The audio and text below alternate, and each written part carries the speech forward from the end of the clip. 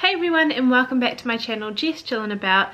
Today I'm going to be doing another one of my weekly weight loss updates for you, and I'm also going to be touching on a bit of mental health, so if you want to see that then keep on watching. Alright, so I'm going to start with my weight loss update and then go into the mental health side of it. And the reason I'm talking about that is because this week it is actually Mental Health Awareness Week here in New Zealand. I didn't actually check if it's like a global thing or not, or if it's just in New Zealand this week. But either way, I thought it would be really important to talk about it because mental health issues is something that I have personally dealt with and people around me have dealt with. So it's something that is very close to my heart and something that I think it sucks. I think it sucks so much that people have to deal with mental health issues. So I'm hopefully going to raise a little bit of awareness this week. I feel like most people know about mental health issues these days, but I think it's still good to keep the conversation going and hopefully give you a little bit of tips and tricks kind of thing. I'm not really sure yet. I kind of only thought about it today, so bear with me. I'm thinking about uploading a video talking about different topics each day, so if you do want to see that, then please let me know in the comments below. So yeah, as I mentioned, I'm going to start with my weight loss update for, I think last week was week 6 or 7, it will say in the title or something like that. The last week was not a good week. So I basically just ate carbs, like not just carbs, but I just had so many carbs.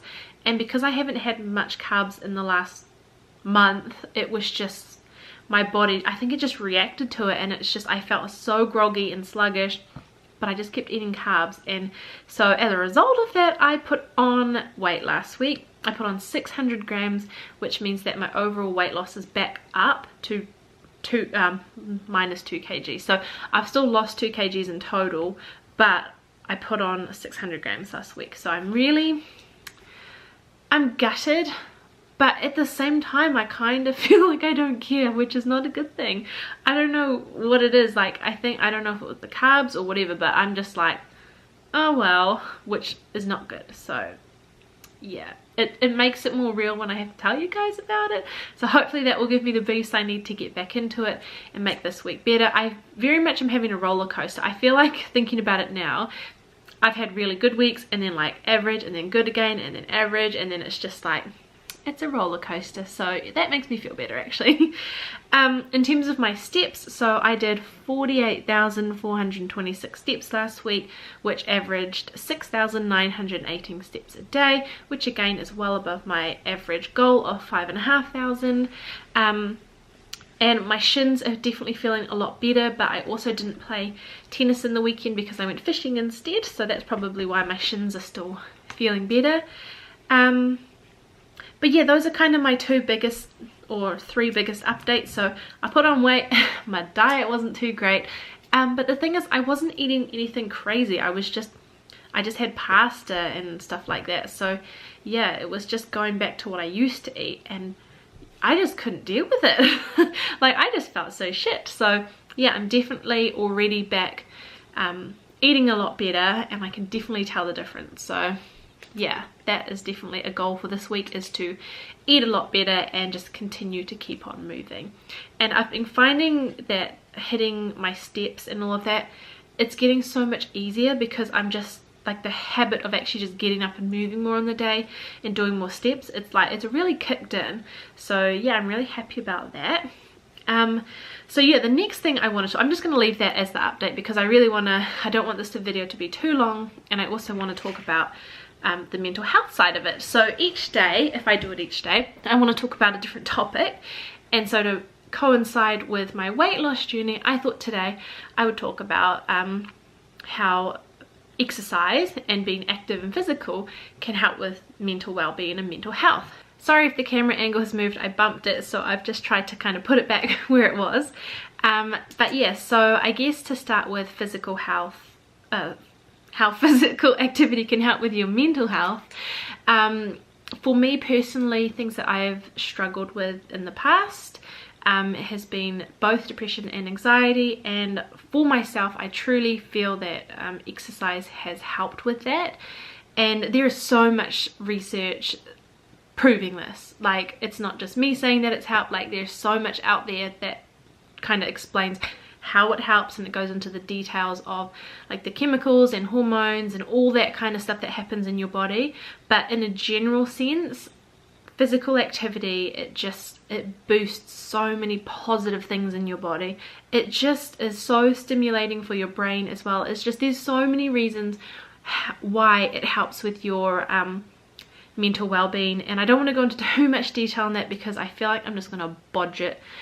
So definitely maybe just do a Google of how physical exercise can help with both depression and anxiety. It helps with each of them in different ways.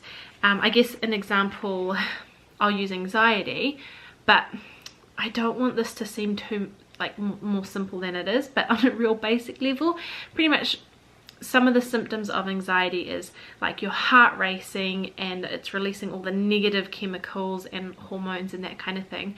And when you do aerobic or cardio exercise, your heart rate is also dramatically increasing very quickly, but instead of having all the negative and the bad chemicals kind of rushing through, you've got all the good ones.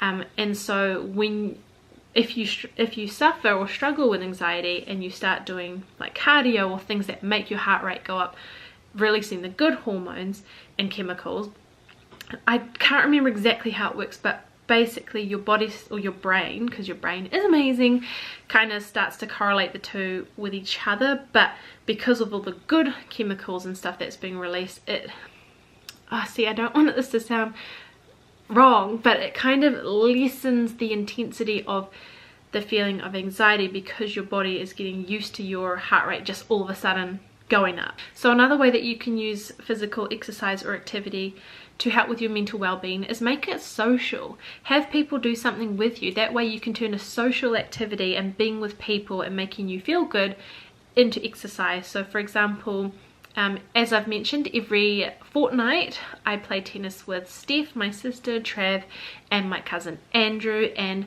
it takes the physical activity, like doing, exercise for 2 hours, into just a social 2 hours. So yeah, I feel like, if you can distract yourself, if you're someone who doesn't like to exercise, and make it something fun, like if you don't like to exercise but you love going to the beach, just do laps walking up and down the beach, talking to someone, gossiping, I don't know, whatever you want to do, as long as it's positive gossip, because you still want to have all those positive chemicals and hormones going.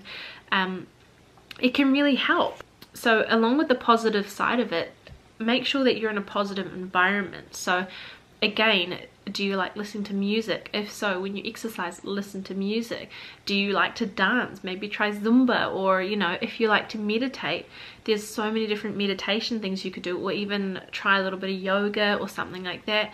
And it's just gonna release all the good chemicals that your body needs, because so often we get tense and just like we don't move, and just those bad chemicals just sit.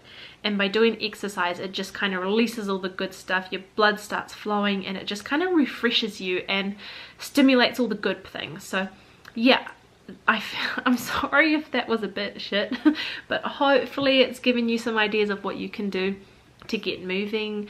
Again, positive environment, do something you enjoy. If you don't like using the treadmill, don't use the treadmill. Like, do something you enjoy, and make it social, make it fun, make it something that you'd want to keep doing, and just do it.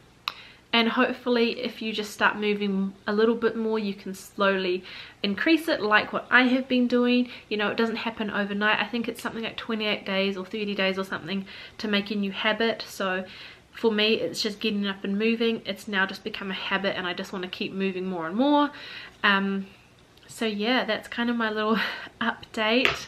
I feel like tomorrow or the next time I do a video, I'll definitely do a little bit more research first, but that's just stuff that I've personally experienced, and things that have personally helped me, and things that I know have helped other people as well. I will also put links down below if you do need to talk to people. There's so many different avenues that you can, so check out the links below if you need to speak with anyone. And yeah, hopefully this video has been a little bit helpful. Yeah, so if you did enjoy this video, please give it a thumbs up, and I'll see you soon for another video. Bye!